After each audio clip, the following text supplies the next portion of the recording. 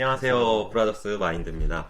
저희가 지난 편에서 대전에 살다가 세종으로 월세로 이사를 왔다는 말씀을 드렸었는데요. 저희가 좀 더 구체적으로 어떻게 세종으로 그리고 월세로 이사를 오게 됐는지 좀 더 알아보려고 해요. 대전에 있는 아파트 실거주와 이제 뭐 투자 목적으로 약 3억 7천 정도의 매입을 하고 거기서 이제 실거주를 했었던 거죠. 거기서 그리고 2년 정도 살았는데 그 당시가 2020년 3월은 어떻게 보면 주식 투자를 할 때 특정 사건이 있었던 달이었죠.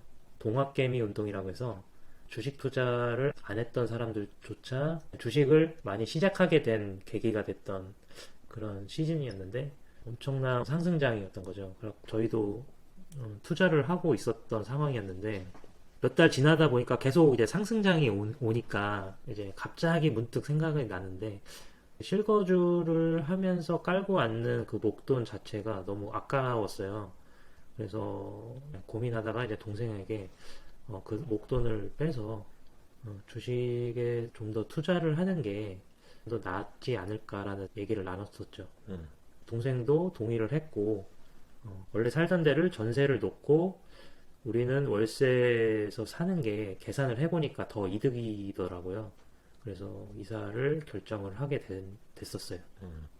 그리고 그 결정을 하게 된 계기가 또 하나 있는데 저희가 전혀 경제에 대해서 잘 몰랐었던 사람인데 7, 8년 전에 우연히 로버트 기요사키의 부자아빠 가난한 아빠를 읽었는데 너무 그게 파격적이었어요. 진짜 살면서 제 인생 책이라고도 볼 수 있어요. 경제 개념을 완전히 180도 바꿔놓아준 책이었는데 그 로버트 기요사키가 하는 말이 자산은 내 통장에 돈을 꽂아주는 존재가 되는 거고 부채는 내 통장에서 돈을 빼앗아가는 비용, 이 자산과 부채를 구별해야 된다.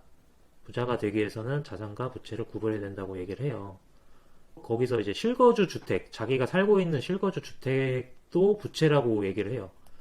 처음에는 이해가 안 갔었는데 우리가 그렇게 실거주 주택에서 살고 있고 주식 투자를 같이 병행을 하고 있는 상태에서 생각을 해보니까 실거주 주택이 왜 부채인지 알게 됐어요.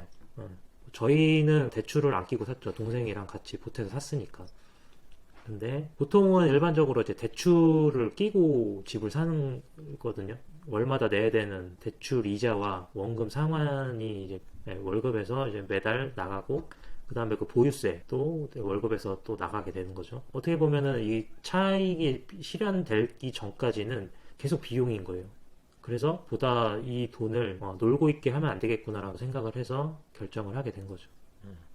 주택 가격이 상승을 해서 그 아파트를 팔아서 그 차익을 실현을 해서 그게 얻어야지만 그 비용들을 초과하는 수익을 얻는 건데 비슷한 수준의 주택 또는 더 좋은 집, 더 큰 집으로 이렇게 실거주로 옮겨 다니다 보면은 그 차익 실현할 수 있는 거를 계속 뒤로 미뤄야 된다는 거죠.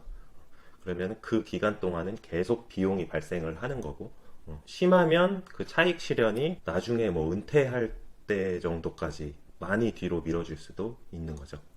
그래서 저희는 부동산에 너무 많은 자산을 묶어놓는 게 조금 아깝다고 생각이 들어서 저희가 3억 7천에 매입을 했던 아파트를 가격이 조금 상승을 해서 4억 원에 전세를 놓고 그 4억 원을 주식 투자로 운용을 하고 있습니다.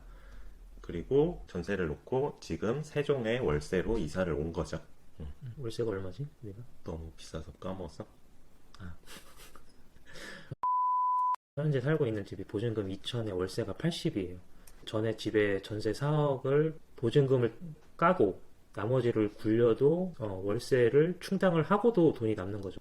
네, 그렇기 때문에 이 결정을 하게 된 거예요. 월세 80만 원이라는 그 절대 금액만 생각하면은 당연히 이제 비싸다는 생각을 할 수도 있는데 그 목돈으로 투자를 해서 그 수익률을 계산을 해보면 월 80이라는 월세가 정말 불가능한 금액만은 아니라는 것을 알 수 있어요. 네.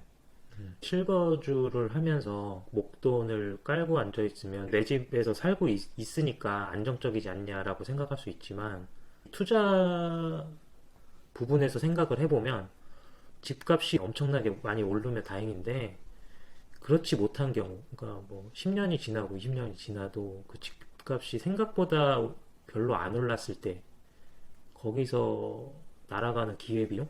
그 리스크를 좀 분산하기 위해서 이렇게 결정을 한 거죠. 그러니까 아예 그 집을 팔지 않고 전세만 내비두고 집값이 오르는 것도 같이 기대를 해보면서 그 나머지 그 보증금을 가지고 저희가 또 주식 투자에 운용을 할 수 있는 어떻게 보면 자산 배분이 될 수 있는 거죠. 그러니까 부동산에만 모든 재산을 투자하는 게 아니라 다른 자산에도 분산해서 투자를 함으로써 그런 리스크를 조금은 해소를 할 수 있고 설령 지금 당장 이렇게 어떤 자산을 분산할 수 없더라도 부동산 외에 다른 자산에 대해서도 좀 공부를 미리 해두면 내가 좀 더 그럴 수 있는 여건이 됐을 때 좀 더 현명하게 자산을 분산해서 좀 가져갈 수 있을 것 같아요.